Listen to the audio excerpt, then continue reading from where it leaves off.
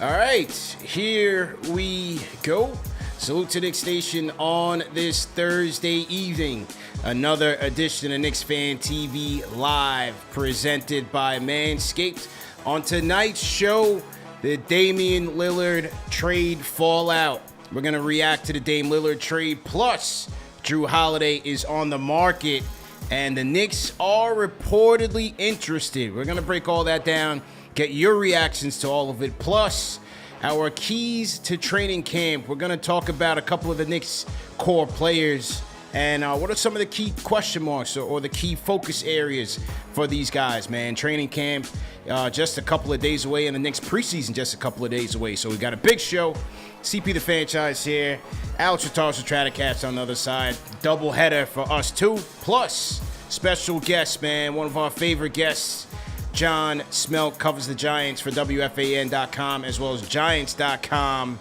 Shout out to John Schmeelk. Salute to everybody in the chat. Hit that thumbs up button for you boys. Hit the share button and subscribe to the channel. All right, here we go. Let's turn this down a little bit. John, how you feeling, man? I'm good, boys. How are you? Training camp's opening. We're in the middle of football season. This is like my little break where, you know, I don't get too obsessed about the Giants for a night. And, you know, Nick mode is slowly coming into focus here as training camp opens. And, you know, preseason games are like less than 2 weeks away. I mean, it's coming fast and furious. Less than 2 weeks away. I'm excited. I was very excited up until about 28 hours ago, until we find out that Damian Lillard has been traded to the Milwaukee Bucks. I mean, I guess not going to the Miami Heat makes me feel a little bit better, but then having to pair up with the Greek Freak, I mean, the best tandem in the NBA. It's scary, man. What was your reaction when this trade went down? Hey, look, even before this trade, did you think the Knicks were beating the Bucks? Of course not. No, I had Milwaukee as the number one seed even without it, but it's still like, oh, man. Same here. And look, I think what hurts you as a Knicks fan is that as we all still wait for the right superstar to shake free, now you think, well, look, is there a chance in 2 years Giannis still says I want to get out? Sure. But now I think any chance he asks out before then, barring some type of Lillard, catastrophic injury, which obviously, knock on wood, nobody wants to see. That would be awful. He's not, he's going to give it 2 years of Lillard before he decides to bail on them. And the Bucks aren't going to trade him before then. So that's a long time to wait. That is like the limit for the Knicks for waiting, right? Because then they got to pay Brunson. So it makes the next year and a half or so a little bit more interesting, and I think maybe a little more difficult as the Knicks decide kind of what course they want to take. And I'm sure that's something we'll talk about here based on the fallout of the trade. Yeah, absolutely, man. I thought for the Bucks, this was a home run for them. Yes, the defensive question marks will be there and we'll see, but I think their upgrade offensively was too good to pass up. To be able to, number one, make your star player happy, very happy with a guy who wants to play with. And number two, to address some of the question marks that was going to follow this Bucks team. Yes, to me, they were still one of the favorites in the East, but there were question marks. Holiday's playoff offense, not there. Middleton with his durability, is he going to be coming on, going on the downside? Has he seen some of his better days? Giannis. He had the back injury during the playoffs, and the question marks about as he ages, will he lose his athleticism? Now you come in, you get one of the best offensive players of all time in a Dame Lillard, 32 points per game last year, elite 3-level shot maker. I mean, how do you put two on the ball against him, and now you got Giannis free, or you got Chris Middleton free on the wing to shoot. That offense is going to be all sorts of problems for the league, and so I just thought it was a slam dunk for them. What did you think about the Blazers' return and the whole Miami fiasco? Was it the Miami thing a fiasco though? Was it a fiasco? Well, I would say from a media standpoint, in terms of the hype, that it was all in. It was Miami and nothing, and that they were surely going to get him at some point. Yeah, too bad that didn't work out for them. But look, I think at Jimmy Butler's age, I do think it was a mistake, because they're going to kind of like the Knicks now, right? They're waiting for the next guy to shake out. Is it going to be Donovan Mitchell? Maybe. I really think Dame fit well with Butler and, and their other defensive-oriented players, Bam. But, I think to your point, for the Bucks, they have that end of game finisher now, right? That was one thing that I think kind of haunted them in some of these playoff series. Like, I don't know how much better they're going to be over the course of a regular season, but I know they're going to be better in the last 2 minutes of playoff game, which is where they've had a lot of their issues, because Giannis is awesome. Best player in the league. Nothing bad to say about Giannis. Can't shoot, can't hit free throws. That's a problem at the end of games. It just is. So that's where I think Dame is the perfect fit. And I think Miami's in a tough spot now because, look, I don't think it's funny, and this might sound weird given how close they've been to winning a championship the last 3 years. They're not that close to winning a championship. They're just not more talented than I think a lot of these other teams, even though they've won some of these series. So I don't quite know where they're at right now and what their next move is. I thought Portland did fine. I think we'll have a better idea of the return once they move Holiday, and we'll talk about that, I'm sure. And then we'll see exactly what they have in totality. Maybe they'll move Grayson Allen too. Who knows? We'll see. And then I think for the Suns, they turned Ayton into 3 or 4 guys that can help them. And, you know, if Nurkic can stay healthy, I think that was a good deal for Phoenix, to be quite honest with you, because they needed to move Ayton and turn him into guys to at least give that roster a little bit more depth. So I think of all the teams, I think Phoenix might have done the best, to be honest with you, assuming Nurkic can stay healthy. For sure. And I haven't seen what Miami's final offer was, right? We've heard reports from Woj, Levitar, the Miami guy, came out and said, doesn't seem like Miami was really even at the table with this thing. Danny Meringue, friend of the program, he's the host of Jack Ramsey's podcast, a Portland Trailblazer podcast, very much tapped in with Lillard and his camp. He claimed that Miami's offer was just Hero and 2 picks. Obviously, you're not going to get that done and get it done that way, but I look at what Portland did. You get DeAndre Ayton, who, yes, he fell out of favor with Phoenix, but it's still a former number 1 pick. That's still 18-10, 25 years old, fits your timeline, and maybe a change of scenery does him better, and maybe he flourishes in Portland. You never know. I just felt like the gamble on his upside was worth more than what a Hero, even if Miami went all in with their package, a Hero, a Jaquez, and a Jovic, I felt like an Ayton would have been a better gamble. And plus with Milwaukee's picks being 2028, 2029 unprotected, and then the swaps in 28 and 30, I think that's a better gamble on those picks being from a rebuilding Buck team rather than, you know, with Miami, who always, or for the most part, they overachieve. Those picks might not be as worth as much. The Bucks now control none of their draft picks that they have available to them in trades. They've liquidated. And frankly, if I was them, I would have done the same thing. You know, you have Giannis. He's a once-in-a-generational player. You got to try with him. So I get it. And I agree. I think those Bucks picks are more valuable than any picks they could have gotten from Miami. I think Hero, he's a good player. Is he ever going to be an All-NBA player? Right. No, I don't think there's much of a chance of that, to be honest with you. So I'm with you. I think if you're Portland there, and I think you learn this from what Oklahoma City has done and stuff like that, you make sure you get the assets. And we know this as Knicks fans, right? Finding the star is the toughest thing you can do, that true top 10 player, right? So you get the package that gives you the best chance of acquiring a top 10 player down the road. And I think the picks from Milwaukee, to your point, CP, based on anything else that was on the market in that trade for Lillard, those are the most valuable assets they could have gotten. Al, how about you? Absolutely. Good. Well, we talked about it earlier on the NBA report, CP. I agree with everything you just mentioned. I mean, good for the Bucks, right? That offense is just going to be rolling. Not really worried about the defense. I mean, for Milwaukee, you replace Jrue Holiday, right, who gives you awesome two-way play. But in the postseason, he hasn't really shown up offensively. And now with Damian Lillard, as John mentioned, you have that closer. So now you can go rely on him, especially with Giannis. That's just a dangerous 1-2 punch. I like what Phoenix did.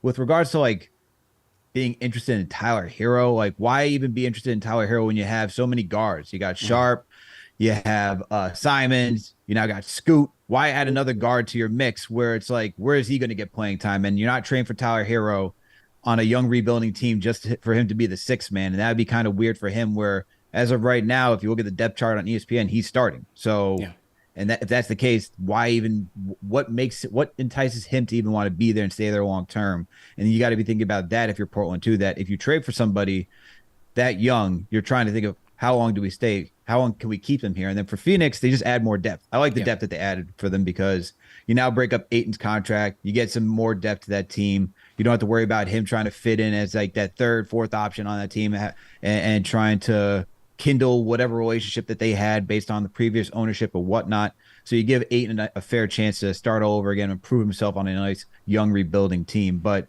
with regards to Miami, we talked about it. I think you got to look at Pat Riley, man, and be like, yo, he swung and a miss. 4 stars wanted to go there. Mitchell, KD, Beal, Dame. They all had it on Miami on the short list. Failure, man. The fact that he couldn't land any one of those guys, and John mentioned it, you have Jimmy Butler, who's aging. Damian would have been a nice pairing next to Butler and Bam. The fact that you weren't able to land one of those 4 stars where you made it to 3 Eastern Conference Finals 3 of the last 4 years. You made it to the NBA Finals 2 of the last 4 years. Yeah. You've been knocking on the door. You can't be that close and be like, that's it. Fan base is looking to say, hey, you made it this close. What are you going to do to be that next step to go win it? If I'm Miami fans, I'm upset because 4 guys you've let just slip through your hands. What is Miami doing now? And now for them, it's looking like Jrue Holiday, right? I think if you're Miami, you're like, we got to do something. We got to go out and get Jrue Holiday. If they don't get Jrue Holiday, this is a terrible offseason for them, which as a Knicks fan, I don't really care. I'm just saying, though, like, for them, they got to be doing. You got to be thinking like, oh, we got to do something right now. We missed out on Dame. But by the way, could Jrue Holiday be more of a Miami Heat, Pat Riley, Eric Spoelstra player? Oh, right. I mean, my gosh. Right. It would be a nightmare playing those guys with Jimmy Butler and Jrue Holiday guarding on the perimeter. Oh, my gosh. With Bam anchoring that defense, that's insane. You could score. Yeah. Be crazy. Knicks and Heat games were already ugly. Yeah. That type of defense is going to be, we're going to be seeing like 60, 70 games. Yeah. Absolutely, man. And before we get in on the holiday topic, I'm going to start up the phone. Salute to everybody in the chat. Once again, hit that thumbs up button for you boys. The phone lines are going to be up 657-383-1509, or you can hit us up on the Knicks Fan TV Discord. Let me just start the phones up before we segue into holiday. Start your show now. All right. Get this thing going. Your show will go live in 5 seconds. 4. Okay, there we go. Salute to everybody in the chat. Salute to all of our loyal franchise channel members in here. Definitely appreciate it. Training camp is on the way, and we got some stuff to talk about, man. Jrue Holiday, and before we get to the panel opinions on Holiday, I want to play this clip from Brian Windhorst that came out earlier today. This is courtesy of the Hoop Collective podcast. He had some interesting things to say about Holiday and the Knicks jumping into the fray. Here's what Windhorst had to say. Maybe you wouldn't be diminishing it. Maybe you'd be strengthening it. Maybe you'd be strengthening it. I will say this. The one thing about the Knicks, they have terrific salary, tradable salary right there with Evan Fournier. Yep. They, Emmanuel Quickley is an incredible potential sweetener that you could put in there in addition to draft capital. I mean, we're arguing over how Boston, Philly, and the Clippers might have to scrape together something. The Knicks can put together a compelling package and still leave a bulk of their assets. I mean, there's, the one thing that, Bontemps and I have talked about this, I know privately, I can't remember if we said it publicly. I think the Knicks have the ammunition to make 2, depending on how they handle their business, to make 2 star player trades. And this is an example. And, you have to decide whether Jrue Holiday fits your team's timeline, because Jrue Holiday is in his 30s. But I think the Knicks should seriously look at this. The other thing is, all right, we're going to pause that there. That was Brian Windhorst, courtesy of the Hoop Collective podcast, ESPN's podcast. Zach Lowe, also on his podcast, mentioned that the Knicks should jump into the fray, and then later on his ESPN.com article said that the Knicks and the Pacers are 2 teams that he expects to have interest there. So, John, I ask you, if you're Leon Rose, do you go get Jrue Holiday, man? I've been thinking about this a lot, and I'm honestly going back and forth. And I hope this conversation that we're going to have here can maybe clear this up. I want to curious what you guys think about this, because my immediate thought has always been, given the youth on this team, I do not want to trade for a player over 30 years old, unless it's someone that is a can't miss type of guy. And I don't think that guy exists, to be honest with you. I would even be worried about Embiid, given his injury history, and I don't want to build a team around a non, point guard skilled center like they have out in Denver, right? So that immediately makes me want to say no. However, here's the problem. He fits next to Brunson extremely well. I love Jrue Holiday as a player. They don't need him to be a big-time offensive player and primary ball handler for them. He would probably be their third option offensively, which would be fine. The problem that I can't get around is the salary stuff. You know, you're probably going to have to pay him after this year. You're probably going to have to pay him somewhere between $35 and $40 million. How does that impact your future flexibility in landing another star in a trade, right? There's all the apron rules coming and all that stuff, and it gets more complicated. But what's the cost? And I really think that's the question here. We can't just say yes or no to Jrue. Yeah. I think it's yes or no based on what the cost is. And I think Windhurst picked out the wrong Knicks young player to talk about here because it's not Emmanuel Quickley because he doesn't make a big salary. Right. The player that would have to go out in this trade is RJ Barrett. And he makes that amount of money. You combine him with Fournier, and you're rocking. I mean, you're hitting what you have to hit to bring in Jrue Holiday. And then the Knicks have all these protected picks, right? How much do the Blazers like RJ Barrett as a player? I don't know the answer to that. Nobody does. But would you have to trade an unprotected pick, past this year or next? Probably not. I mean, if you're trading RJ and Fournier, could you get away with trading let's say the Mavs pick and the Wizards first round pick? Could you get away with that? Would they take that? Would they want more of a future pick? Maybe they want to control all the Bucks assets. You give them the Bucks pick in 25, and then you give them the Wizards pick. Do you have to give them one of your own? When do you have to give them that pick? Is it an early pick? Is it later? So I think that's what we're talking about here. If we're talking about, in my opinion, if we're talking RJ, Fournier, the Wizards pick, and then, either the Mavs pick or the Knicks pick this year, I'm in. I think I'm willing to do that as a short-term improvement where if something goes wrong in either Milwaukee or Boston this year. I think the Knicks are the second-best team in the conference, and I don't think it's close, to be honest with you. Then you make your decision on Holiday after the year. And to Windhurst's point, I think that price is low enough where you're still rocking and rolling with all of your first-round picks. You still have your probably best two future ones you've gotten from other teams in Detroit and Milwaukee, right? You still own those in that scenario. You could trade all your picks. By then, you would have traded Quickley. So, you would have extended Quickley, pardon me. So his salary will be up in the 20s. So he becomes a guy that you could trade in the future for a star if you need to, right? And I think it works.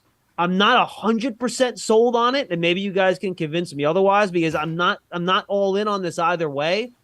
But we talked about this before. The list of superstars that could become available is dwindling. It's dwindling. How long can you afford to wait when you have to pay Brunson in 2 years, and putting all those other factors in? You got to start paying your young guys, then you got to pay Grimes. It gets complicated. Julius Randle is going to be a free agent in 2 years, by the way. He's going to opt out. He's not going to go in the final year of his deal. Yeah. So you have like a 2-year timetable here. If you do this kind of sub move here, you still have assets for a bigger move later. I think it does move you into the 55-win conversation rather than the 50-win conversation, which I think puts you into the 3-seed conversation. To me, and I'm not as high on Barrett as other Knicks fans. I'm sure you got people calling in CP ready to kill me. Oh, yeah. I'm sure they're ready to go. The RJ Barrett hive is always coming for me. I'm used to it by now. Come, bring it, guys, bring it. But look, much like Tyler Hero, I don't think RJ Barrett's ever going to be an All-NBA player. Mm-hmm. I think, and we're going to talk about him in camp and what he needs to get better at this year, right? But he does not. Maybe he'll make one All-Star team in his career, maybe a second one in a down year where the East is down or something. But he's not, to me, a top 3 player on a really good team. I think he's a 4th guy, and if that and no unprotected picks that can later become, back-breaking, you don't have the 4th pick in the draft and you're going to lose out on some star.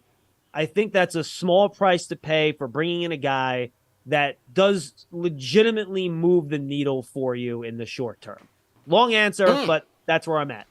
And just like that, we got callers on the line. They are calling in, ladies and gentlemen. 657-383-1509. Rate that take in the chat. We're going to rate a guest take tonight. 1 being trash, 5 being facts. Are you with John? Are you throwing tomatoes? Let us know, man. Call us up or hit us up on the Knicks Fan TV Where Discord. are you guys at? Where are you guys at with that? Chat is split right now. We're getting some tomatoes. Right. John, you're being made into ketchup, and some people are praising you for the idea of trading I like RJ ketchup. Right now. It's okay. Ketchup's cool. Okay, so here's my thing. I've always loved Jrue Holiday. Always loved Jrue Holiday, the player, floor general, leader, defensive force, one of the best perimeter defenders in the league, if not the best. Just made the All-Star team last year. Milwaukee went all in on him, and he helped them deliver a championship. He is that guy. Yes, he has. Where's the butt, CP? He has Where's his the butt? offensive limitations. Oh, it's coming. Here it is. The fit is not what I'm arguing here with Jrue Holiday. Him and Brunson can play off of each other. Brunson can play off of him. I think there's some situations where you would argue you would want Brunson playing a little off ball as well, given his 3-point prowess and given what the Knicks need there from an offensive standpoint. The fit is fine, but the timeline to me doesn't fit. No, it's fair. It doesn't fit. And what Windhorst said in the second part of that clip, which I didn't play because I wanted to get to the show, but what he says is basically you go get Jrue Holiday, and that appeals to a Joel Embiid, where now all Joel Embiid has to do is say, I want the Knicks, and the Knicks just go get him. It's not that easy. Damian Lillard was preaching Miami, and he's going to Milwaukee. When you don't have leverage, you don't control your destiny. And so to just say it's a slam dunk where Daryl Morey is just going to grant Joel Embiid his wish, trade him to a team within the division when 29 other teams are going to have something to offer just as good as the Knicks, if not better, you can't do that. And so my thing is, from a timing standpoint, a Jrue Holiday trade is the last move you make, the last piece to the puzzle, not the second to last. Like, I can't go and yes, I don't think RJ is going to hit that all-star ceiling. He might not. But for me to go in on maybe a 1-year rental on a Jrue Holiday, because he's got a 1+1 player option, right? Then he's going to want, if he stays in the league, we don't know if he's going to retire, but then he's going to want, at least if he does stay, at least a 3 or 4 year deal, which takes him into 38, 39 years old. So you do that all while throwing a Hail Mary at a Joel Embiid, and if he doesn't come, then what do you have? You know what I mean? Like, I love Jrue Holiday, but to me, you get him after you get that last guy. Once you get your guy, then you get Jrue Holiday to seal the deal. This is what a Boston needs, a Clippers, maybe even a Philadelphia, depending on what happens with Harden. Those teams that he's one piece away from helping them achieve their goal. For the Knicks, I still feel like you need that other guy to justify a 33-year-old Holiday. CP, I agree with everything you just said. Here's my counter to you. How does getting Jrue Holiday hurt you? It doesn't hurt, but at the expense of a young player, I just don't feel like to take a short-term gamble on Jrue Holiday while you hope and pray that you get somebody to make it all worth it. Yeah, but aren't you already hoping and praying that you're going to get somebody to make it all worth it? Aren't you already in that mode anyway? Yeah, but at least if I keep RJ here and some of my other younger players, you keep those assets, hope they improve, and then trade them for another piece down the road. Maybe it's another upstart, another Brunson type that's ready to break out, right? You might not get an Embiid or a Giannis, but maybe it's another player. I just feel like a 33-year-old Holiday on a 1+1, when you don't know what the next move is going to be, I mean, sure, it could take us probably to the Eastern Conference Finals. And as you said, if things break right, knock on wood, God forbid, there's an injury or a lackluster play, maybe they things break right and they get to it. But I still don't think that puts them that much closer if they don't have that final piece. No, look, I think you make a good point. This is why I'm not completely sold on it. Because you're right. Age is the big thing that worries about me. And what are you going to do about the next contract, right? I think that's a legitimate worry. But I'm also starting to think you're still going to have the assets to make the big move later. And in the way the NBA is now, it's really hard to plan outside of 3-year windows, right? Things change so much now in this sport. Does opening up your 3-year window, and I think he's 33, so, you hope he still be pretty good by 36, right? Beyond that, I think, to your point, if you decide to do a 4-year deal, that's a problem. Maybe before you make this trade, maybe you talk to him, well, can you do a 2-year extension? Would he be okay with that? Maybe that's a conversation you have. I don't know if he'd be willing to do that. He might say, no, I want 4 years or nothing, dude. Yeah. And then maybe you rethink the conversation. But I do wonder if you can think outside of those, 3-year windows now when it's so difficult to predict. Luka could ask out in 2 years for all we know. There isn't any way to know these things. So that's why, again, I'm not like head over heels. This is a no-brainer. We got to do it because the age thing and the timeline thing is a real problem, and it does break my trade rule. Don't trade for anyone over 30. But I'm just seeing it's really thinning out the number of guys that could become available in the next 2 or 3 years before that Brunson contract comes up.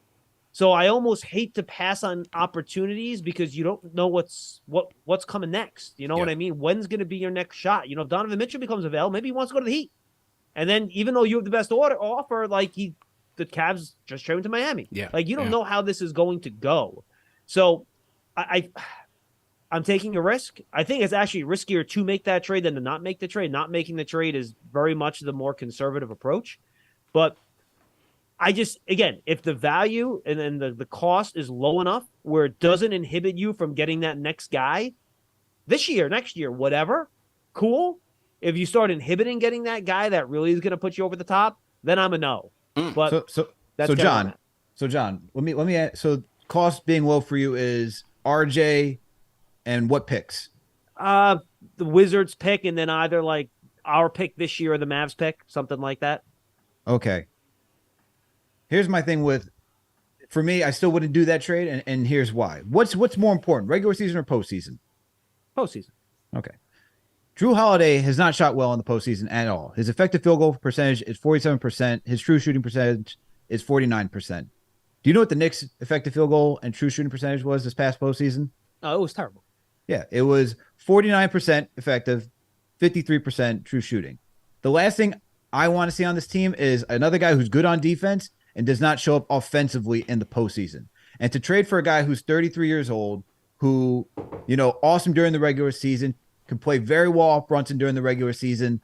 I don't need to see another brick fest in the postseason from the New York Knicks. We need somebody who can actually make shots outside of Jalen Brunson, okay? We didn't get good shooting from Grimes. We didn't get good shooting from Quickley. Randle didn't show up either, and we already know what we get from the center position. We know Josh Hart as well, and now we don't know what Dante DiVincenzo will do in the postseason. As much as I like Jrue Holiday, to trade assets for a 33-year-old guy who isn't going to get any better, he's going to be on the decline soon, to then give up young guys who could potentially be in a better and bigger deal for a better player. I know it seems bleak right now, but we don't know what tomorrow holds. I just don't see why we're going to trade for a guy who I like the fit next to Brunson, but it's like at this point in time, it does not, like as CP said, the timeline doesn't make sense. I wouldn't do that for Jrue Holiday. For me, I'm just a no. I don't need a guy who is not going to show up in the postseason the way that we want him to, because we need more offense than we do defense. I know he fits what Tom Thibodeau likes, but I'm thinking about shooting, floor spacing, because we already saw the nightmare that we had against the Miami Heat. Don't need a repeat of that. You're not trading away offensive floor spacing, though. You're not trading that away in that trade. But you know what? RJ showed up, though. Like, if we're talking about RJ, who we showed up for more of the games, I don't want to give up RJ for. I don't know how well he's going to be. I don't think he's going to be that all-star that everyone thinks he's going to be. But if he can be better, like just be more efficient, more timely with his decision making and shot making, I'll gladly take that than a guy who's just going to not show up like offensively that we need him to from the get-go. And at the guard position, when we have like that's already we're already stacked at the guard position. Like how many more guards do we need? Like even in that trading RJ, we need a wing and Fournier. Like he'd be playing the wing at that point because he's 6'5" or maybe Grimes, but like that's still we're talking about an undersized team, and that's not real to me what we need. We need a true legitimate wing on this team, and I'd rather trade RJ for a guy who's legitimately 6'6" taller, who can shoot and give more offense, and that's just not Jrue Holiday for me.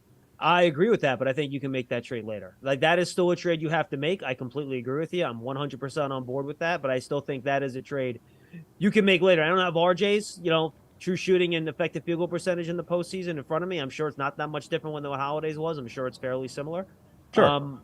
But look, I don't disagree with the timeline thing. I really don't. I just wonder if you're passing on an opportunity to improve the team in a trade that will not hurt you long term. Now that's the question. Will that trade really kill you long term? It won't kill them long term. No. But again, if it's only you have to understand that you can sign him for a couple more years. I would not do that trade if it's just a 1-year rental. I'm a no on that. So you would have to figure out a way to know that you're going to have him into the future after the move. If you can do that, then yes. If it's a 1 year rental, I agree. I would not trade the future assets for just a 1 year shot. I would not be on board for that. Let's hear what the people have to say. Call us up 657-383-1509 or hit us up on the Knicks Fan TV Discord. Jay from East New York. Jay, if you're on the Discord, go ahead and unmute your mic. Fellas, can y'all hear me? Loud and clear. Let's go. We got you. CP, shout out to CP, shout out to Alex. Mr. Schmeelk, I'm hoping I'm saying your name right. Yep. You don't trade your 23-year-old for a 33-year-old on an expiring contract. You say it won't hurt us in the long term. Well, what happens if we re-sign a Jrue Holiday to an extended contract and then he's more close to retirement than RJ is to his prime? Are we serious right now? And I don't mean to come off as an RJ stan, but I just think that that's completely asinine. I've been on Twitter all day today. I'm at work. I'm kind of bored. And I've been seeing a lot of RJ for Jrue Holiday, and it makes absolutely no sense. Another reason why it doesn't make sense. We just signed Dante DiVincenzo to $52 million. Quickley is up for an extension. We got Quentin Grimes. So in order for us to go after a Jrue Holiday and to give up an RJ and picks, that's completely asinine. That's hustling backwards, man. I don't know if you understand that term, but that's just hustling backwards. You don't give up your 23. If that was the case, we should have went for Paul George. You know what I'm saying? If we really talking, if we're gonna go for somebody, an older player at that wants to get more money going into their 34, 35 years of age in the league, you just don't make that move, man. It's crazy. RJ Barrett has more upside than Jrue Holiday has potential of whatever he got left in the tank. You know what I'm saying? Shout out to you guys. I'm going to leave it at that, man. All right. Jay from East New York. Rate that call in the chat. 1 being trash, 5 being facts. What do you guys think about Jay from East New York's call? Yeah, and by the way, if I could trade that package for Paul George, I'd probably do that too, to be quite honest with you. I mean, I probably would. Yeah. To be quite honest with you. I mean, I agree. I think Paul George would be a better fit in that situation, but I don't think you're getting Paul George for that package, which is my point. And I don't. This is probably gonna, and I know Jay's on RJ stan, but for the ones out there, if you go out there and you offer RJ in a 1-on-1 package, you're not getting an unprotected first round pick for him. Teams aren't giving you that for him. His value around the league is not great. It just isn't. Now, if he continues to get better, to Jay's point, and look, that's possible. His value is going to go up, and if you want to hold out for that, you certainly can. My issue is that we've seen zero improvement in the areas you want to see improvement in the last 2 years. I mean, he's shot worse. He shot worse. So that's where my concern is with him. I'm not saying you want to sell low on him, but I think there's just assumption that guys, it's just, it's like NBA 2K or Madden, where the guys, you have a young guy in your roster, you create a player, and every year his point values just go up every year. That's not how it works. That's just not how it works. So I get what he's saying, and I understand you're trading a young player for an older player, but at some point you do have to cash in these assets, and the time's coming sooner rather than later. You have a 2-year window to make either 2 small trades or 1 whopper, and again, clock's ticking. That's fair. That's fair. Who agrees with John? If anybody in the chat agrees with John, call us up. Let's get to the phones. Hear what the people got to say, man. Area code 646-519. What's your name? Where are you calling in from? Shout out to the boys with Orange and Blue. What up, CP? It's Hector from Harlem. Hector from Harlem World. How you feeling, bro? I'm feeling good, bro. Good show so far. I just actually wanted to tap in real quick and actually agree with John. I thought that, there we go. He made some valid points. Okay. Yeah, I thought he made a lot of valid points. CP, actually, a couple months ago, we were talking about it. It feels like 2 years in the making, man. The problem I have is that we've been talking about for a while the need of a superstar in this city, and we have to go about it in obviously smart parameters, because obviously we know this city's so desperate and this team is so desperate for a superstar that we're willing, with its history, the way we've gone about transactionally in the past, has only pushed us back how many steps backwards. So we know that Donovan is up for free agency next year. So to John's point, the thing that it kind of worries me is that I do like Jrue Holiday a lot. I personally think he's still, top 6, 7 two-way players in the NBA. Sure. I don't think that deal kills us, but at the same time, to the what was I going to say? The point that the first caller made, if you're going to do a deal like that, he did have a valid point. Yeah. You would rather go get go Paul out George. and Get the a wing like Paul George. Yeah, it's true. I agree with that. I personally thought that Paul George was a way better fit for us. I thought that not just because of the obviousness of the fact that we need a wing, but it's like with this guard-heavy just lineup that we have now, it's kind of like we're kind of like dwindling. And like you guys pointed out perfectly, that the clock is ticking. We better Absolutely. do something. And to your point, CP, time is ticking, man. Like, we're going to have to cash in these unprotected picks and picks in the future, man. So I'm kind of in agreement with everybody right now. I'm not going to lie to you, but keep doing your thing, bro. Appreciate I'm it. watching. Hector from Harlem World. Appreciate it, man. And again, I don't think this is an easy call, guys. I just want to stress that. If fans that don't want to do it, I totally get it. And no one has CP. We've been doing these hits on my podcast back in there, your podcast for probably 5-6 years now. No one preached patience more than I did. I was on board for waiting for the right move, doing the right thing, waiting. But now that you got Brunson here, for me, it does change the formula a little bit, right? Because you're a little bit closer now. Yeah. So I do think that for me does speed up the timeline a little bit. I'm not saying they should not be desperate at all. Like if you make that offer and they say, no, we want another unprotected first in like 28. Okay, bye-bye. See ya. Like, we're not doing that. Mm-hmm. It all depends on the cost because, there might be another team that's closer to a title that's more desperate than the Knicks to bring in a guy like Holiday, and they might get more. Yeah. That's more valuable to Portland. So that might not even, for Knicks fans that don't want to do that, that might not even be enough. But that might not even get you there. On one other team's come in and offer. Yeah. You know what I'm saying? That might not even get you there, man, because there's a number of teams that could use them. I mean, I look at the Warriors, obviously Miami. Does Miami end up getting Portland close to a deal with a hero and some of their picks that they were going to, try to pony up for Dame? Yeah, how about Dallas? Dallas. I think Dallas could work. I talked about the Celtics. So many teams. I mean, Jrue Holiday is just a perfect fit on so many teams. Everywhere. Yeah. Everywhere. Yeah. And I was talking to somebody like, how come no one made it? How come Jrue Holiday is now getting all this attention? It's like, well, on Milwaukee, they were going to keep him. They weren't looking to trade him, but now that he's gotten moved, he can fit on so many different teams. Like that's why we were having like we talk about the Knicks. Like it's legit. He could legit fit next to Brunson very well. Like we talk about, it's very, very, very good fit. I feel like someone's just going to come in over the top because they're just that much closer. And CP, I know we talked about the Celtics on the NBA report. I could see them going all in because they got to do something. I could see the Clippers even just saying, you know what, forget Hart, and Jrue makes much more sense to us. Better teammate, not less of a problem. It's a much safer. I'd go in that direction too. Well, dude, how about the Sixers package Tobias Harris and a couple of ones to try to keep Embiid in Philadelphia? It's fair. That's fair. But again, that's another reason why I'm like, we can't throw our pennies in the Embiid well, because we've just seen it. So Spider Mitchell, everybody, Knicks. Oh, it's the Cavs. Bradley Beal, Miami. Well, Phoenix Suns. And now you have Dame. It's Miami. But except for Bradley Beal, that was a special case. When you don't have leverage, you can go anywhere. And when if and when Embiid becomes available, you don't know when that is going to be. I mean, I can look at so many teams that would have a better package of young talent and picks. Look at OKC. When will Presti put his chips in the middle? They have so much depth and talent on their roster and draft picks to give up. Will the Rockets do something like that? With the Magic, I mean, the Pacers.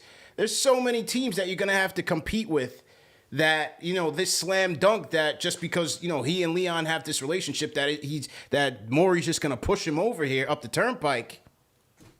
I don't see it, man. They're in a tough spot, man. I've been saying the same way. I don't think Morey ever trades Embiid to the Knicks. I don't think that's something he would do unless the Knicks completely came over the top on any other team's offer. And I just don't know that that's ever going to be the case. Embiid's just too good. Right. And again, I think there are red flags on Embiid also, to be quite honest with you. So I don't know who the next. That's the thing. We never know who the next guy is. Yeah. Maybe things crash and burn in Phoenix, and Devin Booker becomes available. Right, that's possible. Right. You know, maybe Kyrie does something really dumb in Dallas, and Luka's like, dude, I just can't deal with this guy. I see. That's the last one. I was telling Evan Roberts at FAN this. I think there's no way Cuban's giving us Luka. Luka's my dark horse, man. Luka's my dark horse. I think with the bad blood from the KP trade, the Brunson tampering, and with Dallas, you know, tanking our pick last year, I think there's bad blood, man. I'm just throwing it out there. That's the thing. I'm not sure Dallas will trade him to the Knicks. I don't know if he would, to be honest with you. I'm with you on that. After Julius and the CAA Mafia showed up at the playoff game courtside between Brunson and Spider, I don't know, man. I think they insulted him a little bit. If I could, you know, take a Goodfellas line there. That's a tough one. Everyone's got a price, CP. Remember that. Everyone's got a price. Everyone's got a price. That's a New York tax. You can bet that. That's right. For Luka Doncic, man. So interesting indeed. All right, next so Devin goal. Booker it is. Yeah, so Book it is. All right, next goal, 646 496. What's your name? Where you calling in from?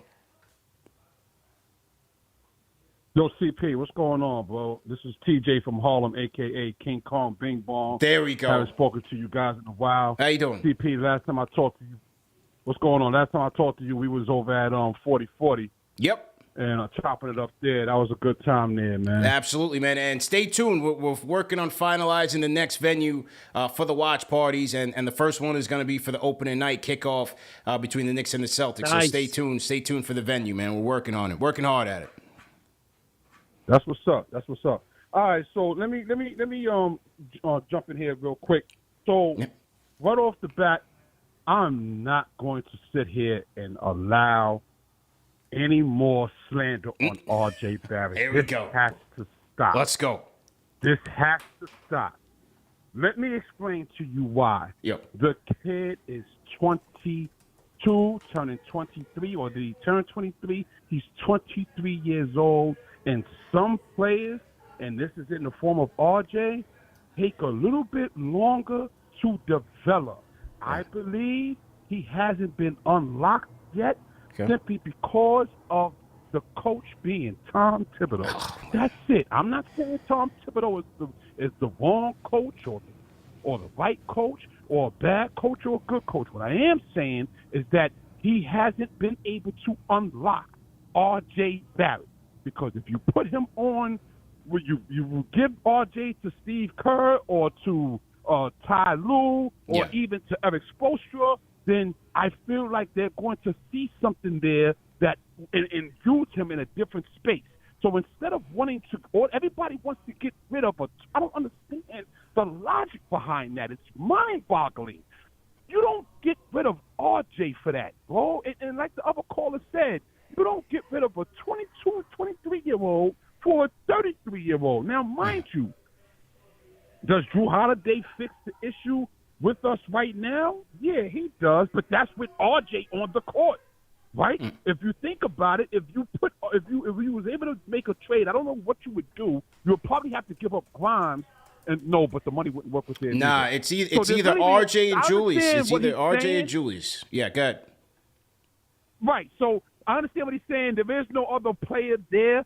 And so with that being said, that's why you don't do it. And last point, the Knicks have been making the best trades have been not making the wrong trades, right? Okay. So a lot of times it's better just to stay pat. I understand the clock is ticking and we have we have potential the end of the season to be lined up for 4 first-round picks. I get it.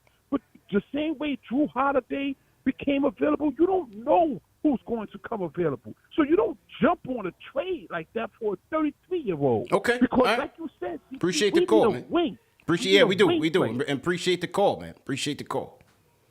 Tom Thibodeau holding back RJ. Yeah, I didn't agree with that. RJ's got to unlock RJ.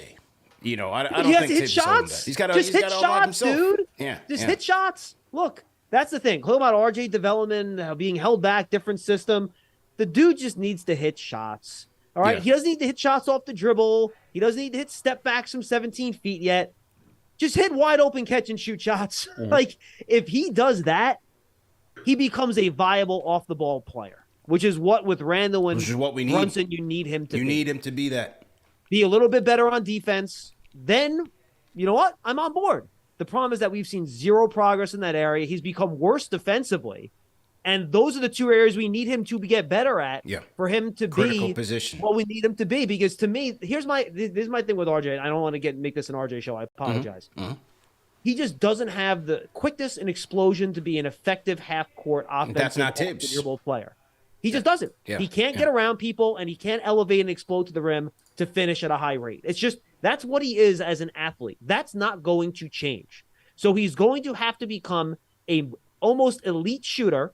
So teams have to respect his jumper, which will open up his drive a little bit. Yeah. And I just haven't seen enough to make me believe that's going to happen. I hope I'm wrong. There's a good chance I'm going to be wrong.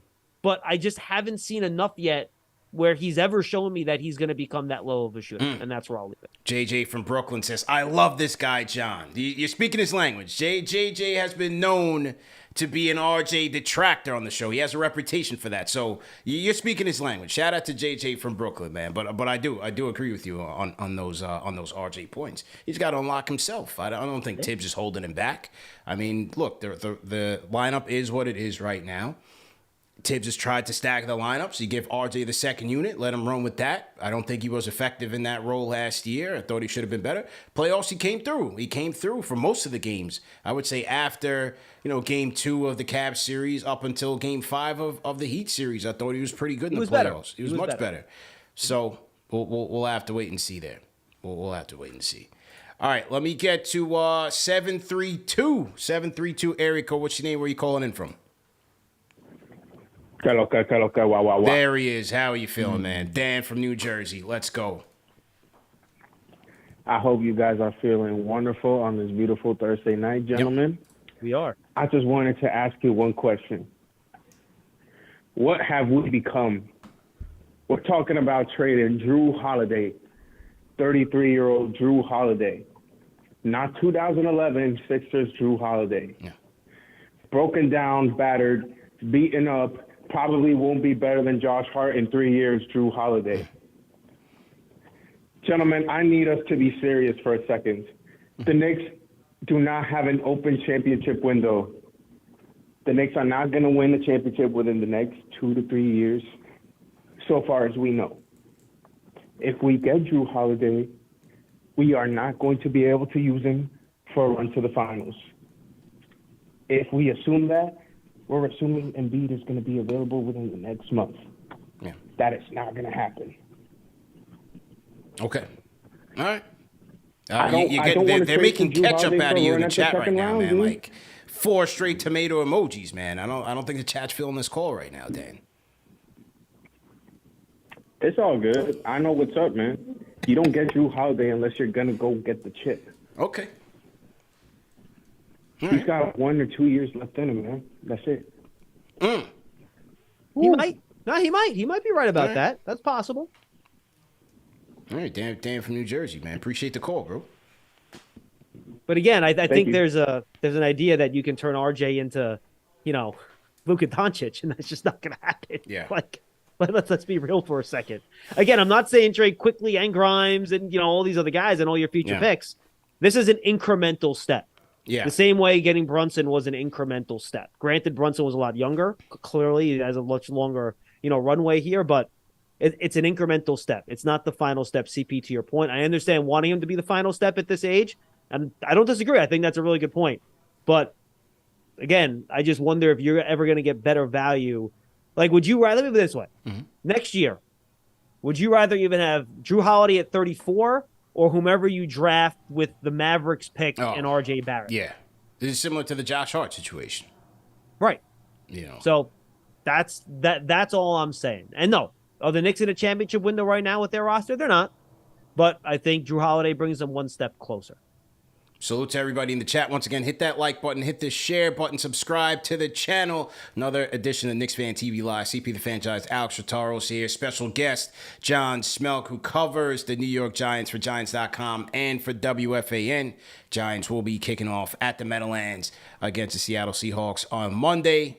And we'll talk about our football misery later on in the show. Right now, we're going to keep it positive on the Knicks, man. Keep it positive. But shout out to some of the Fanchise channel members in the chat, man. I see Rick Pennington. Shout out to Nick, D-Block1755. How we feeling? Shout out Philip. State of New York Knicks podcast in here. Shout out to State.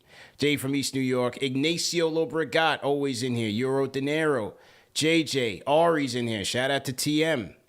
Okay, so we got everybody in here, man. This is a packed show tonight, man. The packed show. It is tonight. lively. Yeah. It is lively. I bring fans, CP. There what we can go. I tell you? Absolutely. 1,200 on the check-in. So we're getting the buzz back out. We're starting to get the regulars back. Basketball is That's how on you the way, know man. Knicks basketball is around the corner. Yeah. But John, I'm actually going to push back. I feel like if we get someone like Jrue Holiday, it's just doing the same thing like with Dante DiVincenzo and Josh Hart, which at this point, I think we're kind of capping out at how much those guys can actually bring to the table. You say 55, sure, I'll give you the 55 regular season wins, but do you actually think getting someone like Jrue Holiday puts you that much closer to getting to the Eastern Conference Finals? Because that's kind of the next step. If you're making that type of trade for Jrue Holiday, that's kind of what I'm expecting for the next step. So do you think they go to the ECF? I think they have a much better chance, to be honest with you. I mean, I think if you put Jrue Holiday on their roster last year, I think they have a pretty darn good chance of beating Miami. I think they have a much better shot at it. Yeah, look, does it push them into 60-win territory? No, it doesn't. It doesn't put them into elite NBA team territory, but I think it does make them better. I think it does make them significantly better. I don't want, he was nearly an Zach Lowe voted him on his all-NBA team last year, Jrue Holiday. Like, let's not bag 33-year-old. Yeah, it's not broken down. I mean, he's played 67 games each of the last 2 years. He was great. He's all-star. He was a really good player. Now, playoff performance, Alex, you're 1,000% right. It was a problem. Yeah. But the good thing about this Knicks team, and again, maybe you don't want to rely on Julius either, he would be your third offensive option when you get to the postseason. All right? Who, Jrue or Julius? Well, I think it depends on the game, right? But I think in theory, Julius is a better half-court offensive creator than Jrue Holiday is in a vacuum. Sure. Right? I think in a random game. Yeah, absolutely. So, and I do think if you leave Holiday open, he's going to hit shots. I wonder about his shot creation ability in the postseason when defenses get tuned up a little bit. Yeah, I think that's fair. And look, I get your point, and I've always been in favor of not making the next trade until it's one that'll make you a contender. But that was in the context of it costing you assets that's going to stop the next move. The whole basis of my point is that you can still make the next move the same way you can make it before this trade. Like, it's not going to matter. Like, not having the Wizards pick and the Mavs pick in 24 is not going to move the dial in terms of you not being able to land the next guy, at least in my opinion. That's why I would be willing to consider this. If it does, if the Knicks front office makes the calculation that, look, if we make this deal, we can't make the next one, then I'm out. I don't want to do it. I'm out.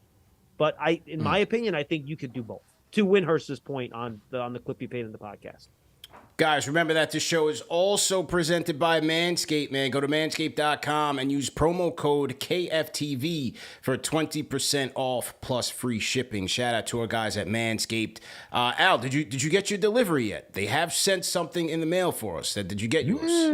That would explain why I got the phone notification from FedEx. All right. Yeah. All right. So I'll be waiting. Yeah, I'll be waiting. I got him on it, man. The handyman is on the way, man. Yeah. The handyman's on the way. The R&D team has reached out. They got a new lawnmower coming out. I'm very, very excited to try that one out. As usual, no testimonials, but, once it gets here, man, it'll get here. No testimonials, though. Van Gundy season, bro. It is Van Gundy season. It's getting a little nippy out. So we're going We have from to get Jordan. Van Gundy on Knicks games, by the way. We got to get Van Gundy on the Knicks games. Yes, absolutely. That is a must, man. That is a must. JVG must be heard during this NBA season come hella high water. I'm going to see if we can sign him. J. Cal's in the chat. I got J. Cal in here. J. Cal, let me know what's going on.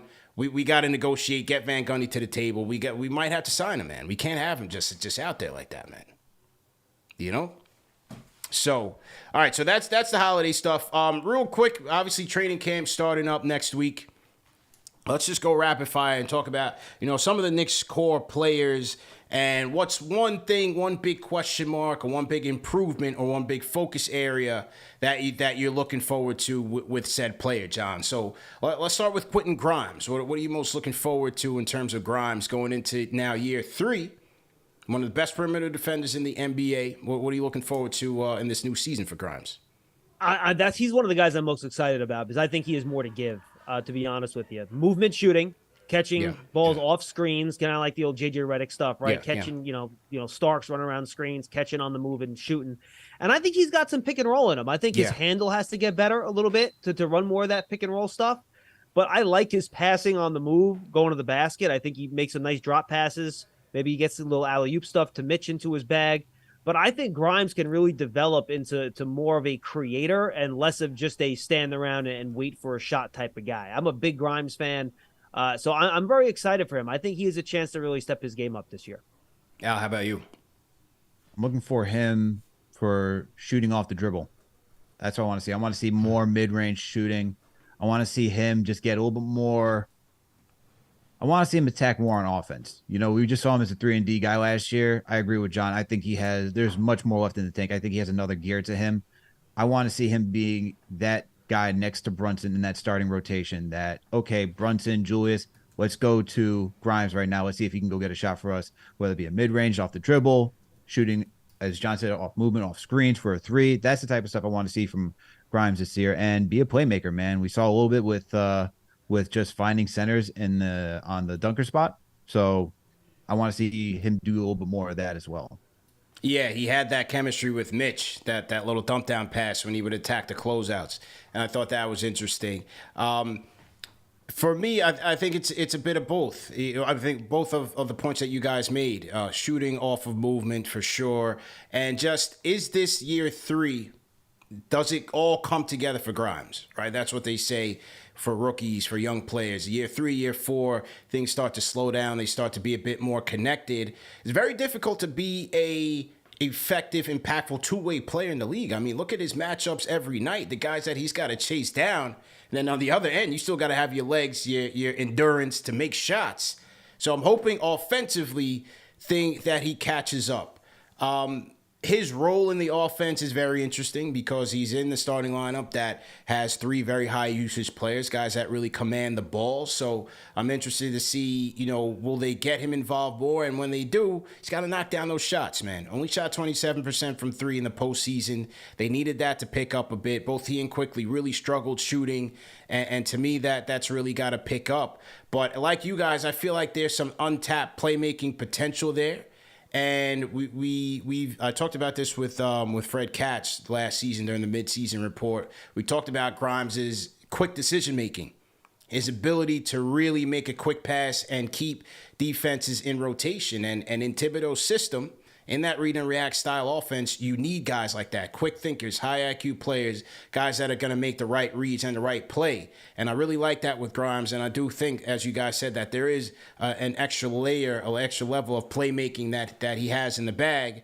So let's see if this is the year that he kind of puts it together and takes another step, especially on the offensive side of things. So very much looking forward to seeing what Grimes' offseason work with JJ Redick. He's working with Penny. He's all over the map this offseason, so hopefully it translates into good things. How about Josh Hart, John?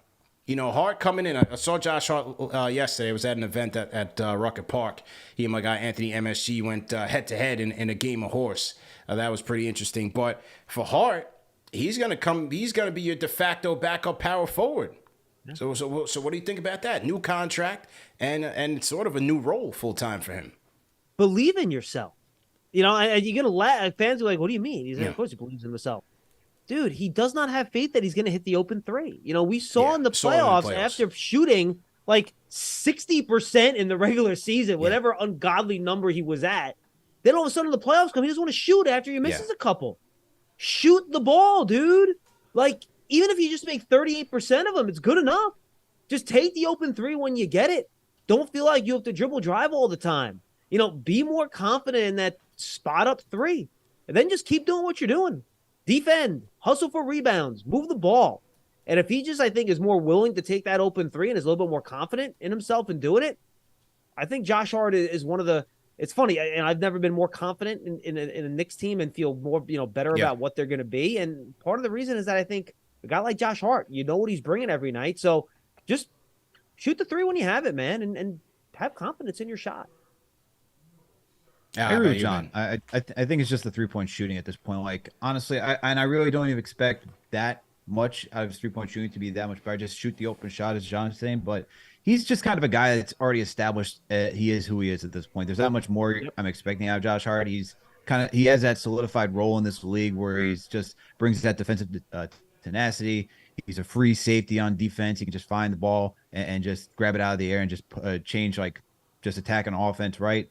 One man, man in transition. There's not really much else that this guy needs to do. Like, I'm not expecting him to be a guy who's going to create offense for himself. He just is who he is at this point. So, to John's point, just knock down the open shots. Yeah. That's really it. Yeah, same for me, because I think the other aspects of the game, he's consistent at that, right? Whether it's getting boards, getting the team out in transition, very important things, especially for this Knicks team and for their offense to flow. He's got to continue to do that. And so for me, just like you guys, it's, can he just knock down the three at a decent clip, right? It's not going to be at the 60% that he came in with, because that was insane. But in the playoffs, it was woeful. And John, like you said, it just seemed like as the games kept going, he lost more and more confidence in his shot, where he didn't even want to take the shot. So that played right into Spoelstra's hands. They had no interest in him on the perimeter, and he was in the starting lineup. Things kind of were a little bit sketchy in that regard. So for me, it's just knocking it down at a decent clip. I am curious to see him at the backup for how does he look when they're playing against bigger teams? How does he match up? How does he match up against Bobby Portis, or when they play the Celtics? They're going to play the Celtics quite a bit. How does he match up there? But from a small ball standpoint, there could be some advantages there as well. So Tibbs, from the minute he got here, I think it was after the first game, Tibbs was like, yeah, well, he can play some 4. So this has been on Tibbs' mind for quite some time now, right? We've been waiting for Tibbs to go small. Now we're going to have the opportunity here with Josh Hart at the 4. So it's going to be very interesting to see how he plays. That's going to be a night-to-night decision to play him at the 4, because you mentioned something like Bobby Portis. You play him against a traditional 4, I don't see that necessarily working out too well, just because height. I'm like Bobby Portis, that's a legit 4. That's not something that Josh Hart can go in there and start moving off the block. So it'll be interesting to see how Tibbs utilizes a small ball rotation. Yeah, there are many of those guys, though. That's a good thing, right? Like, those guys don't really exist anymore, which is good. Yeah, true indeed. How about Emmanuel Quickley? Second runner-up, or first runner-up, I guess you could say, in the Sixth Man of the Year sweepstakes. Gonna be looking for a new bag. Gonna be playing for a new deal. What are you looking forward to from Quick next year? Understand what a good shot is. I think sometimes he makes pre-decisions where he's like, I want to shoot this time. And even if it's a bad, step back 25-foot 3, guess what? It's going up. Yeah. And other times I think he gets kickouts and he passes up 3 and then tries to drive when maybe the 3-point shot is there. I think just decision-making for stop and shoot, he's never going to be a guy, I don't think, that has the quickness to just take guys off the dribble and get to the hoop. But, I just think, be a better decision maker in terms of what shots you take. Because I think if he takes better shots, his percentages are going to improve. I think maybe that first season when he hit so many of those tough threes, that was maybe a little bit of an aberration. And it was one of those small sample size things that he's not going to be able to repeat. Yeah. Not to say he's not going to get there again, but I think just take the good shots. They don't need him to be a difficult shot shooter, but they need him to take the shots that are available and make them. Yeah. And he's a good defender already. I think he improved his passing last year. I think he's a savvy pick and roll guy. I think sometimes he might rely a little bit on drawing the foul on some of those pick and rolls instead of being able to finish. So I think that maybe, especially, I think we saw that in the playoffs. Mm-hmm. If you go back, you watch those first couple of playoff games, they were against the Heat specifically, but Cavs even too. There were plays where he did his little, get into the lane and then try to back up into the guy and draw the foul. And he wasn't getting the calls. They and weren't kind getting of it to him. And he's like, I was getting those during the regular season, guys. What's up? And they're like, no, this is the playoffs. We don't give, those nonsense fouls anymore. And I think that was one of the things that messed with his head in the playoffs, where he didn't know where he could get his fouls like he did in the regular season, where he was so good at getting at the line. So I think just understanding when to take your jump shot, what's a good shot, and then finishing a little bit better on those pick and rolls instead of relying so much on drawing fouls. Those would be my 2 spots for him. Free throw shooting has to get back to where it was. I didn't like that he took a dip in his free throw shooting. Playmaking, honestly, I want to see him to be a better decision maker. I mean, John, you talk about shot selection. It's also goes towards his decision on when to pass and find the right teammate, right? And I know people at the beginning of last season is like, how come he's not finding Cam Reddish? And it's like, even throughout some parts of the regular season after Cam was gone, you still got to figure out where to find your teammates and get them open. Even when Obi, like that's his boy, like on the team. There were times Obi was open for a week out and he didn't find him. So I want to see better playmaking from him. But I also agree with your like the shot selection's got to be better and just become more of a well-rounded 3-level scorer, because I think we see that in him.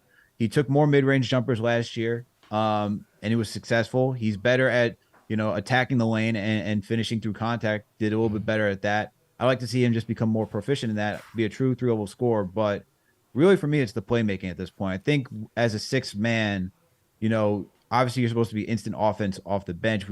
Being the stud that he is on defense is been a pleasant surprise. But if he can really get that playmaking down, then we're talking about not only him leading that second unit, but then when Tibbs leaves him in there with Jalen Brunson, right? Because that's what we also need. We need another ball handler out there. And we saw a lot of that in the playoffs with Brunson, where it was just Brunson and only him alone that was bringing up the ball and that we could rely on.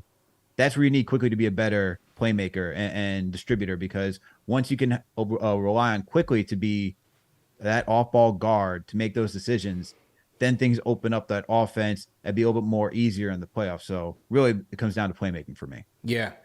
I think for me, it's, like you said, John, it's just shot selection, just being a little bit caught in between, what's a good shot, what's not a good shot, when to shoot, when to pass.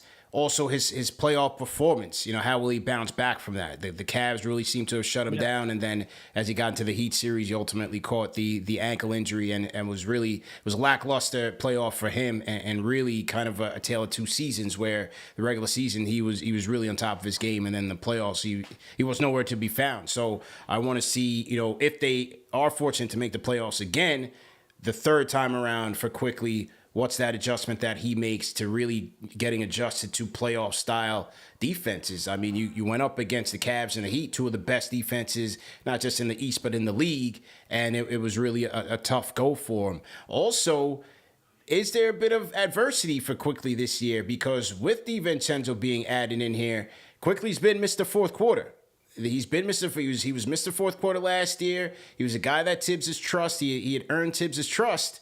Now you add DiVincenzo in here. You have another full year of Josh Hart. If Grimes takes another step, we talk about this fourth quarter crunch time lineup all the time. It's Quickley so much of a sure shot to get those minutes that's not necessarily guaranteed. And so, being in that contract year and the minutes, where will those crunch time minutes come from? I wonder how that impacts him, at least mentally, in terms of how he, gets through the season.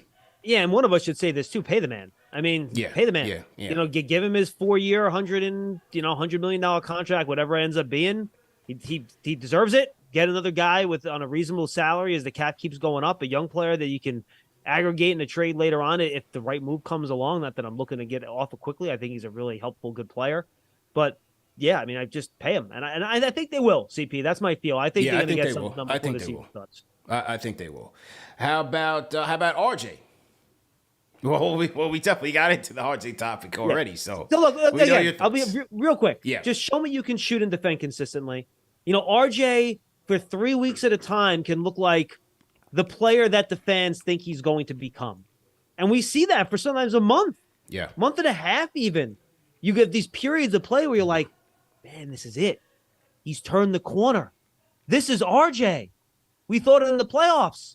Then he goes 1 for 10. The deciding game, and that's just kind of been where he's been. He's such a streaky player from month to month and week to week, where he just needs to be a more consistent shooter. And it comes to me down to shooting. Yeah, like he has to shoot better, and then he has to defend more consistently. And if those two things come, then I see him as part of a championship puzzle down the road. So I think I've said enough about RJ, but that's where I'm at with him: consistency, shooting, defense. That's it. Consistency is the big thing. Yep. Like you knocked it on the head, John. And that's what we discussed this entire time this offseason. It's like, look, that's why we even have the FIBA conversations like, oh, look, he put up 30 some odd. I'm like, yeah, we've seen him score 30 some odd this exact manner, this same way. It's not any different. Show me a jumper. Show me a mid-range jumper.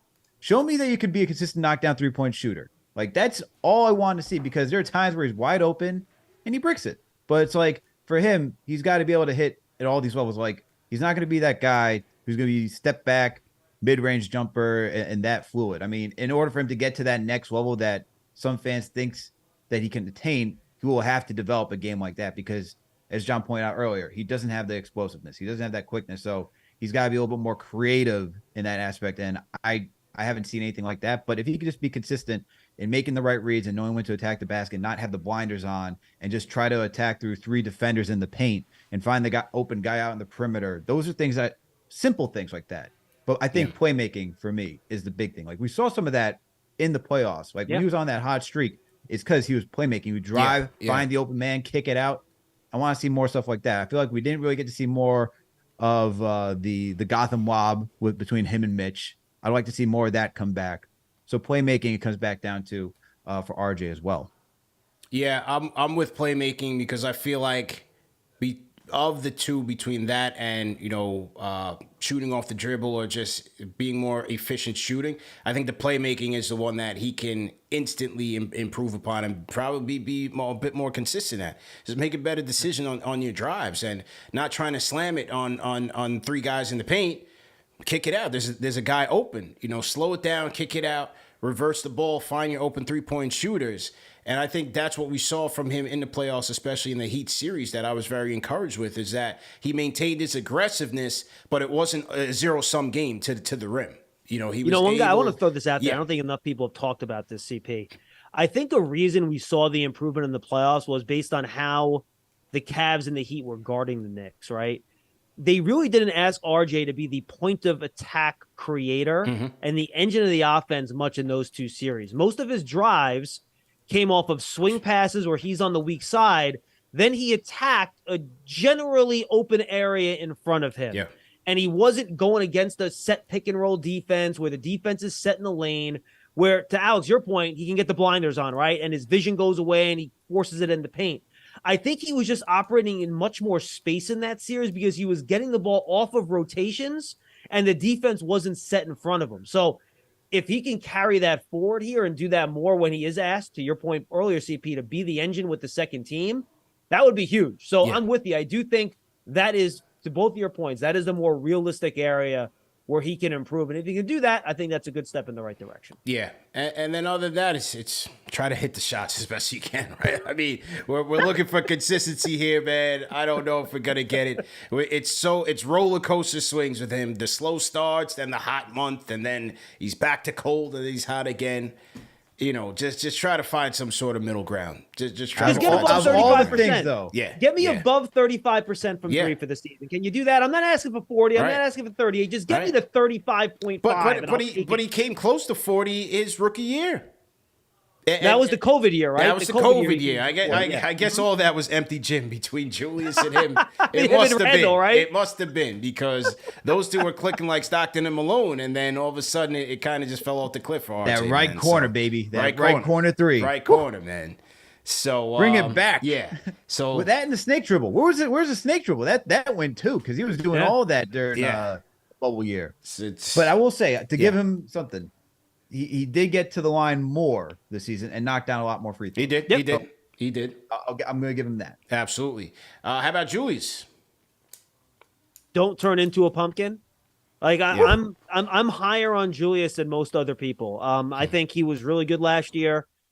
He played on a bad ankle in the playoffs against literally the 2 best defensive power forwards in the entire league and 2 of the best defenses in the league. So that's not me giving him a pass, but it's a reason. And I think they're both legitimate reasons as to why he didn't play as well as they needed him to play. And his, failures was a big reason the Knicks couldn't beat the Heat in that series. If he was better, they could have beaten Miami. They really could have, and he wasn't good enough.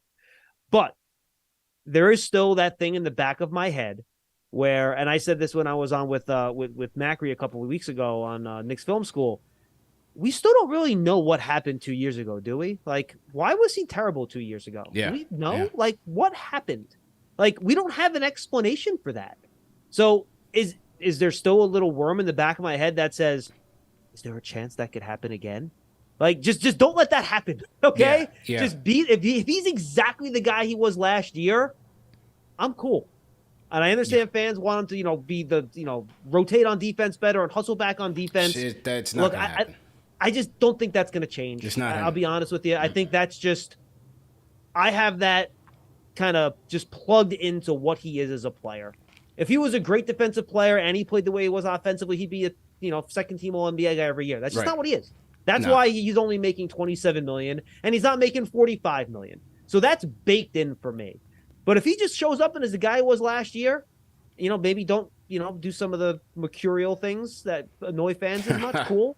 But like, I'm cool with Julius. Just don't revert and get into a bad way and get in your own head and turn into the 2021 version of Julius Randle, and I think I'll be happy.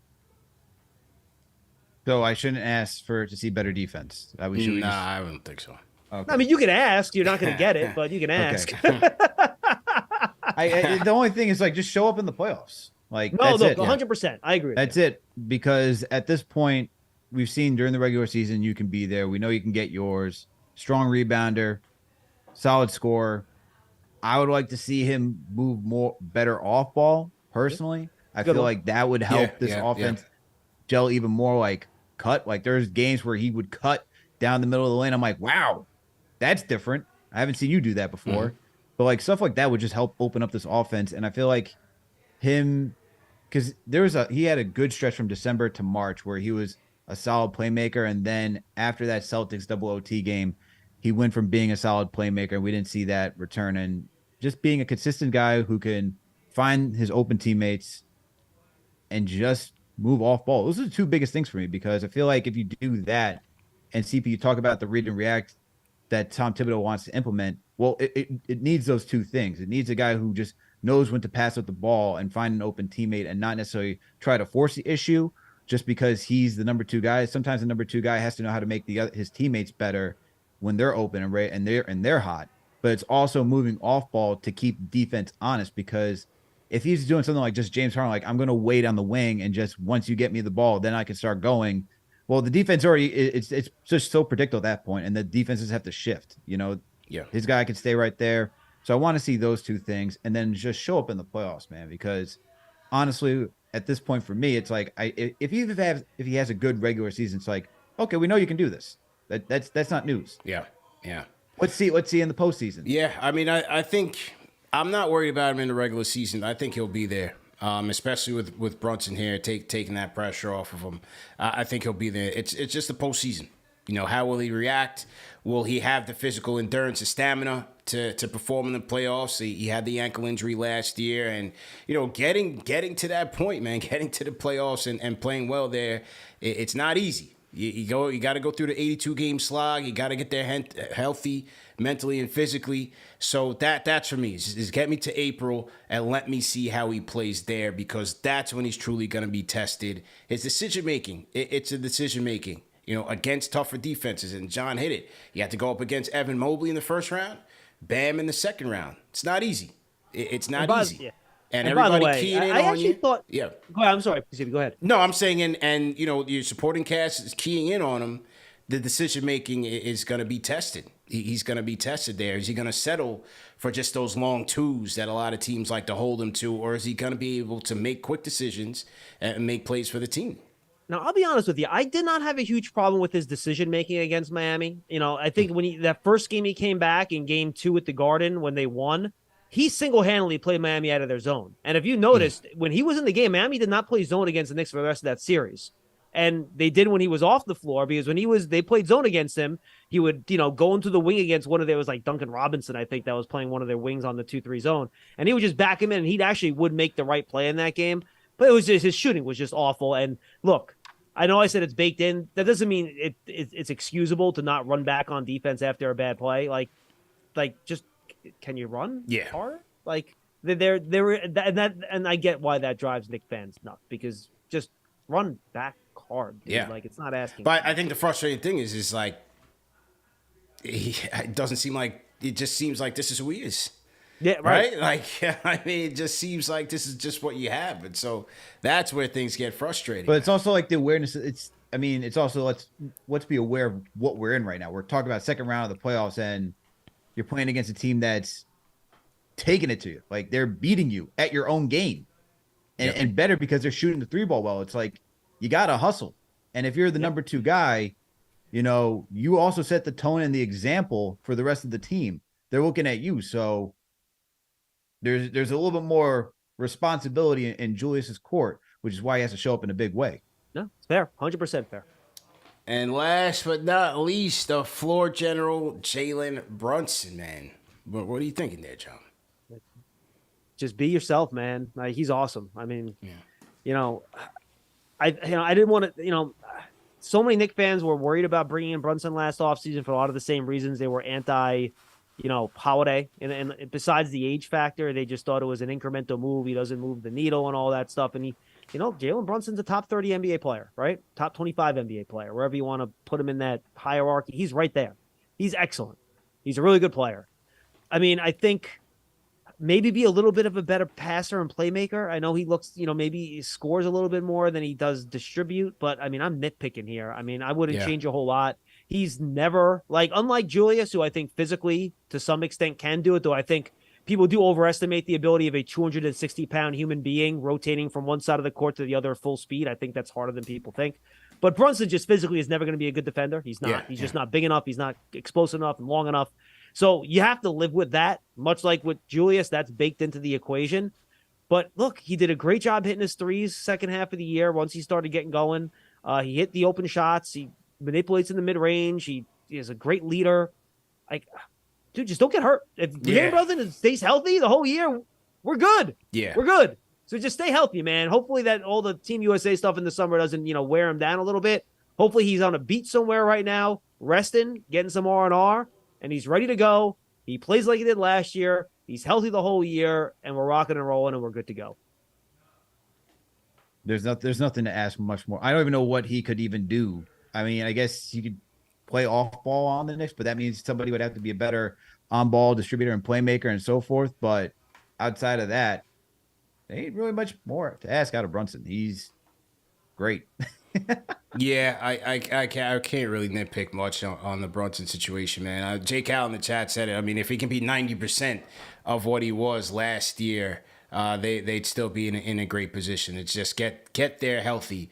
And, even though it seemed like he wasn't impacted in the playoffs, he had the foot injury where they really wasn't sure what the issue was, or the foot injury. Then he had the hand injury. So he kind of limped into the postseason, but still didn't seem to impact him as much. But you just hope that the Team USA stuff, that he doesn't get burnt out, because obviously his role is going to be there's going to be a lot expected of him again in year 2 with the team, man. And as you said, John, I don't expect any improvement defensively necessarily. He's going to scrap.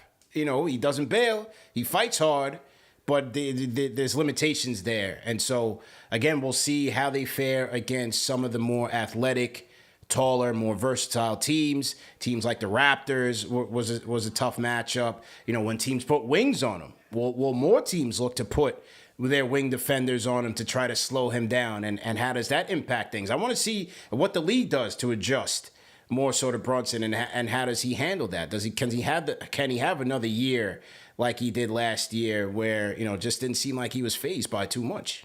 Yeah, look, if Isaac Okoro just wasn't one of the worst offensive players in the entire NBA, if they could have kept him on the floor for more of that first round series, he gave Brunson legitimate issues as a defender in that series. He was like the only guy all playoffs that did. And I know we're gonna wrap here, so let me just say one more thing, CP. I have not felt this confident about a Knicks team and what they're going to be in 15 or 20 years, and it's terrifying the hell out of me. It really is. I feel really good that they're going to win between 46 and 52 games. Unless they have a rash of injuries, I don't see how they don't. Yeah. I just know the way Thibodeau coaches. I know about Brunson. I know about Josh Hart. Julius, and I'm with you. In the regular season, we know what he's going to give us, right? And, Grimes is a good player. Quickly, I just feel very confident that they're going to be a good, fun, well-coached, good basketball team that's going to win around 48, 50 games. And I don't know about you. I don't remember the last time I felt this way about a team. I didn't feel this good about even the year after they lost to the Pacers with Melo in the playoffs, because I knew that was some fool's gold with all the three-point shooting. Yeah. I just feel really good about what this team is. I do. And I don't know how to handle this mentally as a Knicks fan, to be quite honest with you. It's kind of freaking me out, dude. All I know is that John is jumping out the window right now. And he's jumping out early. Hasn't even started yet. The season and if you're like, John, throw a window emoji in the chat. Let's get it going. getting it going early, man. But yeah, a lot to be excited about. And listen, the Bucks got who they got, but doesn't necessarily change how I feel about this next season, because I still think that they will be one of the better teams in the East if they can just stay healthy and put it all together, man. But great show, fellas.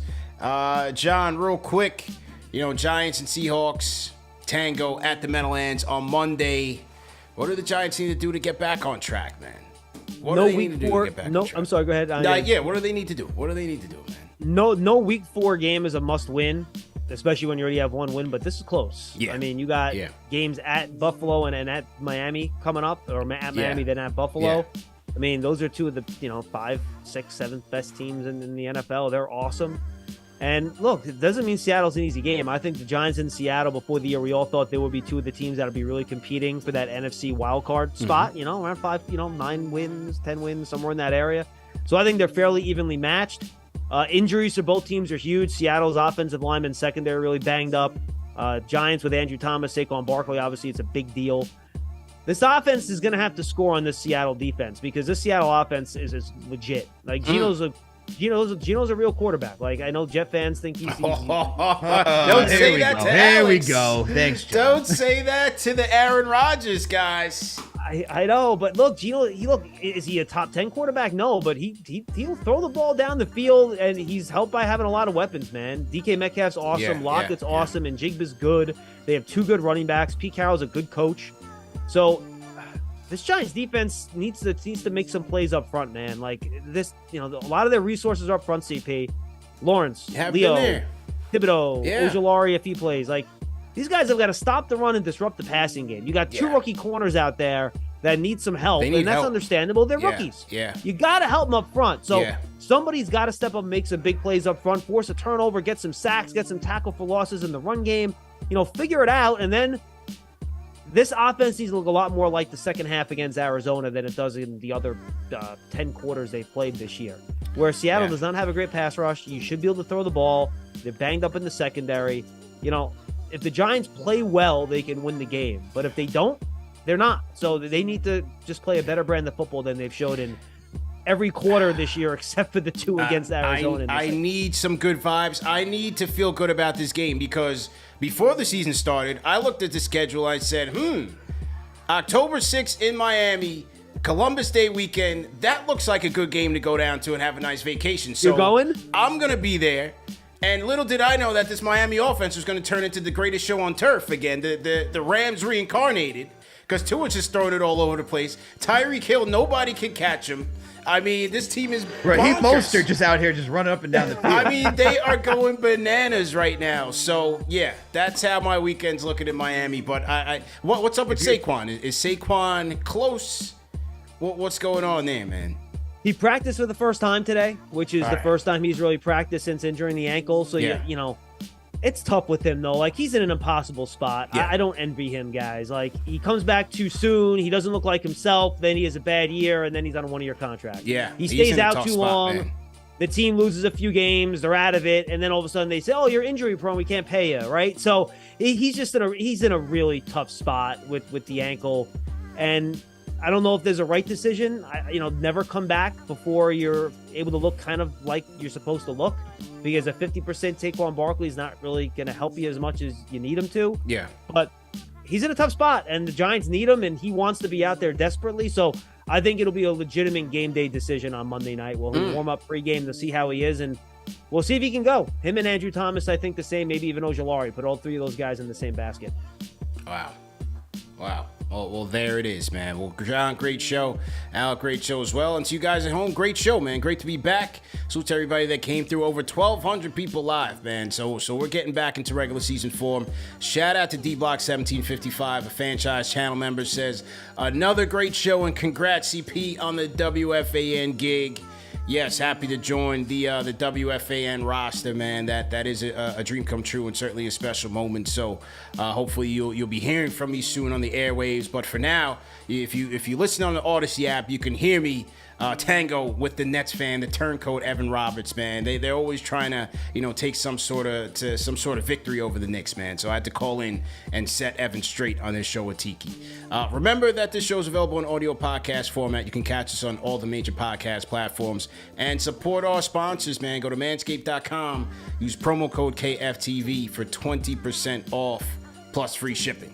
So once again, we will catch up with you guys Sunday. Ian Begley joins us on the show, man. Training camp week kicking off, man. Ian Begley this Sunday, 9 p.m. Eastern time. So make sure that you guys hit the subscribe button, hit the share button, and hit the notification bell as well, man. So we will see you guys then. Peace.